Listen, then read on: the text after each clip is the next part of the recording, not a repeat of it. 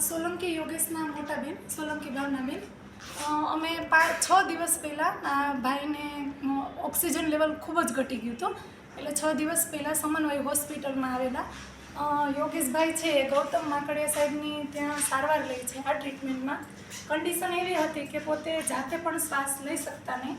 આઈસીયુમાં shift કર્યા, સાથે એને વેન્ટિલેટર પણ લગાડેલું, પણ અહીંનો સ્ટાફ ટીમ અને સાહેબનું ખૂબ જ એવી સરસ કામગીરી રહી કે આજે મારો ભાઈ વેન્ટિલેટર ઉપર પણ નથી અને એની ખૂબ જ કન્ડિશન સારી છે.